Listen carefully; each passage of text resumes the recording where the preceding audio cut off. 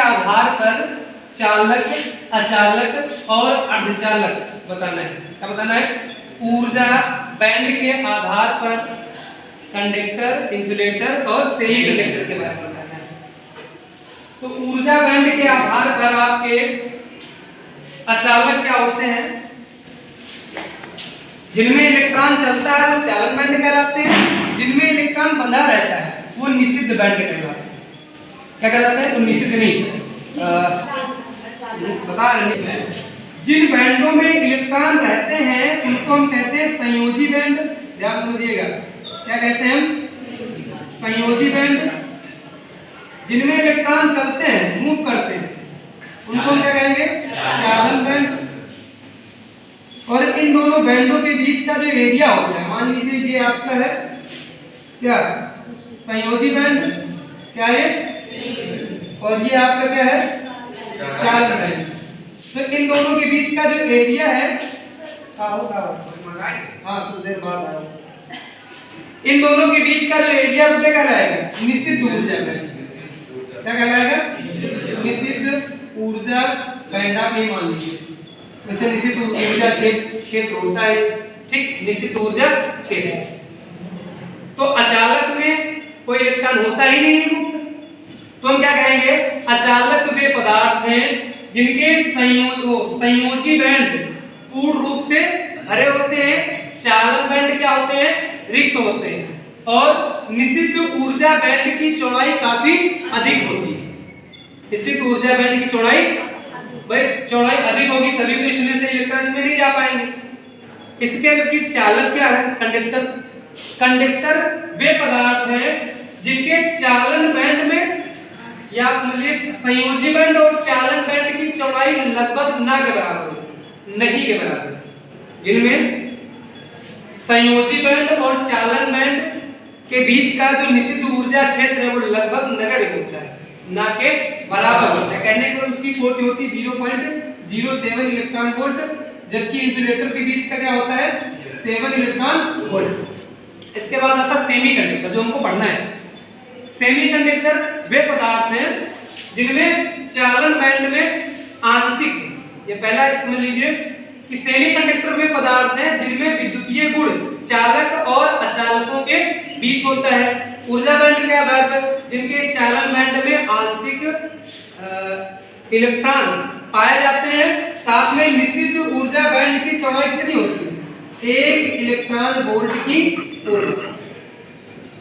Insulator में 7 electron volt, conductor में 0.007 electron volt, और आपका जो सेमी कंडक्टर होता है उसमें कितना होता है? 1 इलेक्ट्रॉन वोल्ट। अर्धचालक पता चल गया। अब अर्धचालक होते हैं 2 प्रकार के। कितने प्रकार के होते हैं? 2। तो अर्धचालक जो होते हैं जिनमें विद्युतीय गुण चालक और अचालक के बीच होता है वो क्या कहलाते हैं? अर्धचालक, सेमी कंडक्टर कहलाते हैं। तो अर्धचालक के प्रकार। तो अर्धचालक जनरली अचालकों की भांति व्यवहार करते हैं। किसकी भांति व्यवहार करते हैं? तो अर्धचालक होते हैं 2 प्रकार। एक में होता है ऊर्जा बढ़ा, वो टेम्परेचर बढ़ा देंगे तब वो चालक की भांति व्यवहार करेगा, और दूसरे प्रकार के अर्धचालक में कोई अपद्रव्य मिला देंगे तब वो चालक अर्धचालक की भांति व्यवहार करेगा, चालक की भांति व्यवहार करेगा। देखो 2 तरीके। पहला कौन होता है? अगर ताप बढ़ा दें, अर्धचालक चालक में बदल जाए तो एक प्रकार का अर्धचालक हो गया। दूसरे अर्धचालक में कोई दूसरा द्रव्य मिला दें तब वो चालक की भांति व्यवहार करेगा, तो दूसरे टाइप। तो अर्धचालक कितने प्रकार के हुए? 2 प्रकार के। पहला निज अर्धचालक, निज अथवा शुद्ध अर्धचालक। और कौन सा हुआ? निज अथवा शुद्ध अर्धचालक, जिसमें किसी प्रकार का कोई अपद्रव्य ना मिला, उसे हम कहते हैं निज अथवा शुद्ध अर्धचालक। जिस अर्धचालक में कोई अपद्रव्य ना मिला हो उसे हम निज अथवा शुद्ध अर्धचालक कहते हैं। तो निज अथवा शुद्ध अर्धचालक का ये स्ट्रक्चर हमने बनाया है, अभी समझाया आप लोगों को। इसमें क्या है? 4 + 4 संख्या कितनी इसकी होती है? 4। तो परस्पर ये संयोजित बंध से बने हैं, लेकिन जैसे ही टेम्परेचर हम बढ़ाते हैं ये कार्य कैसे करता है वो बता रहे हैं आपको। जैसे ही ताप बढ़ाते हैं, मान लिया पहला वाला संयोजी बैंड क्या हो गया? टूट गया। संयोजी बैंड क्या हुआ? पहला वाला टूट गया और इसमें से एक इलेक्ट्रॉन मुक्त हो गया। इलेक्ट्रॉन क्या हो गया, अब जहां पे इलेक्ट्रॉन मुक्त हुआ वहां पर हो गया होल। और जैसे ही जालक गति करता हुआ दूसरा जालक पहले वाले जालक के समीप आता है, दूसरे वाले का सहसंयोजी बंध टूट करके किसमें चला जाता है, पहले। अब ये वाला आप समझिए तो होल यहाँ पर स्थानांतरित हो गया, यहाँ होता भी यहाँ हो गया, इलेक्ट्रॉन इधर गया। अब अगले वाले का इलेक्ट्रॉन दूसरे तीसरा मान ले, तो तीसरे के जालक का इलेक्ट्रॉन टूट करके यहाँ पर आ गया, तो ये वाला होल यहाँ पर ट्रांसफर हो गया और ये वाला हो गया इलेक्ट्रॉन यहाँ। फिर तीसरा वाला जालक दूसरे के समीप आया, तो ये वाला यहाँ पे इलेक्ट्रॉन चला गया, ये होल यहाँ पर स्थानांतरित हो गया। इस प्रकार से इसमें गति होती रहती है। और 10 की पावर लगभग 9 परमाणु में केवल एक इलेक्ट्रॉन मुक्त होता है। तो जो आपके शुद्ध अथवा निध अर्धचालक होते हैं उसमें धारा इलेक्ट्रॉन और प्रोटॉन दोनों के कारण बहती है, लेकिन दोनों की संख्या क्या होती है, कम होती है। संख्या क्या होती है, इसीलिए इसमें इसकी चालकता भी क्या होती है, कम होती है। तो जो शुद्ध अथवा निर्ज अर्धचालक होते हैं उसमें इलेक्ट्रॉन धारा की विपरीत दिशा में गति करते हैं और प्रोटॉन इस प्रकार व्यवहार करते हैं कि मानो वो धारा की दिशा में चल रहे हैं, धारा की दिशा में। पी टाइप बहुत ही सरल है। अशुद्ध अथवा बाह्य अर्धचालक। अशुद्ध का मतलब जिसमें से बाहर से कोई पदार्थ मिला दिया जाए, तो बाहर से पदार्थ मिलाया जाएगा तो इसकी संख्या 5 होगी या फिर क्या होगी, 3। अब 2 प्रकार का पदार्थ मिलाया गया तो अशुद्ध अथवा बाह्य अर्धचालक भी 2 प्रकार के होते हैं। कितने प्रकार के होते हैं, एक होता है आपका एन टाइप, दूसरा होता है पी टाइप। एन टाइप अर्धचालक क्या होता है, एन का मतलब निगेटिव से लीजिएगा, पी का मतलब पॉजिटिव। तो इसमें आप याद रखिएगा एन टाइप अर्धचालक वे होते हैं जिनमें संयोजकता 5 वाला द्रव्य मिलाया जाता है। इसकी संयोजकता कितनी हो, 5। तो उसके पास कितने इलेक्ट्रॉन रहते हैं, 5। भाई जो द्रव्य मिलाया गया कितने इलेक्ट्रॉन है, 5। और हमारे पास जो अर्धचालक है सेमीकंडक्टर, उसको कितने इलेक्ट्रॉनों की आवश्यकता है, 4।